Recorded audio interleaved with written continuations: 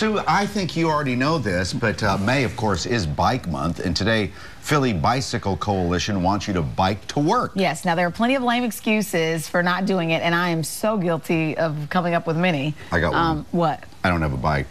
Okay, Jen, that's fair, isn't it? No, it's not fair. But Mike, you live in the city. Go get a bike. All right. Now you're at Lloyd Hall. Are you at Lloyd Hall? I'm at Lloyd Hall, and the mayor's going to be here any minute now. I want to say hello to Andrew Bernstein.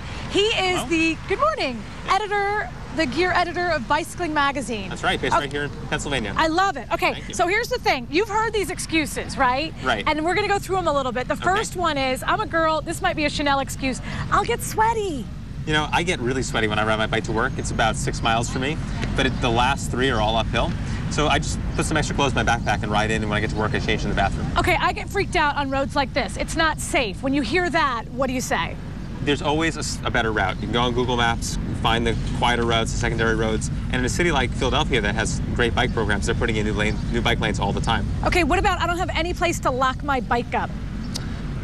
Just find a place outside, lots of traffic where people are going to wash your bike, and check with your employer, see if they'll let you bring it inside and put it in a spare closet. This is the one that I use all the time. It's too far away. It's too far to bike. What do you say for that? Well, first of all, think about what far means. Is it an hour? Because maybe if you're in Philadelphia, you're sitting in traffic anyway.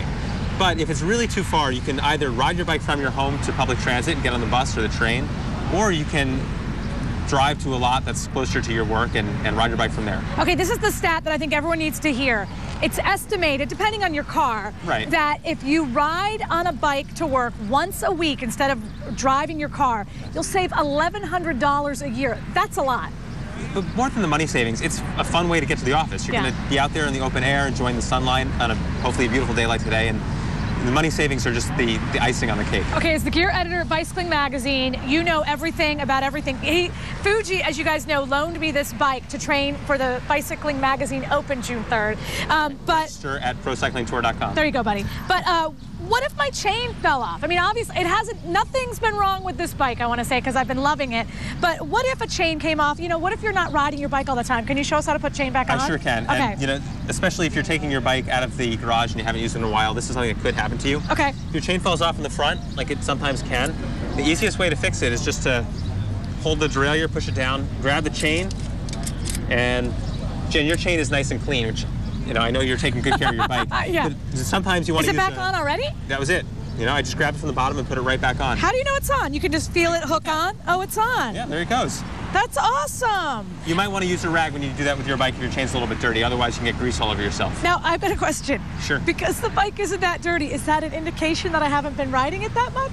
Maybe you've just been taking good care of your bike, Jen. That's what I've been doing, Andrew. And then the other thing is, obviously, we need a helmet, and you need some cages for your water bottle. You asked me, what am I doing in terms of gear, in terms of all my gear? Right. You say gloves, pretty important if you're going to be riding quite a distance? I think so, especially if it's hot out and your hands get sweaty. You want to be able to maintain a good grip on the handlebar. And there's a little bit of padding that protects your nerves, makes sure your hands don't get numb. And I know, Jen, that you're a very good cyclist and you would never, ever fall off your bike. No. But if someone did and they put their hands down, that glove's going to protect your hands. Oh, yeah. Pretty important. High five up top. Hey, thank you so much. Thank you for having me. And Chanel, I did say to my new friend Andrew, yes, why can't I get everything in pink? Like, I need everything in pink. I think you can. Oh, you think I can? I saw some dude in my neighborhood. He was all in pink. If he can wear pink, I want to wear pink. So, yeah. I drove through there, yesterday. They stopped making them for, like, once you're a teenager. Yeah. What? Jen, thank you. We're going to get back to you. I love that part of town, Boathouse Row. 7:53.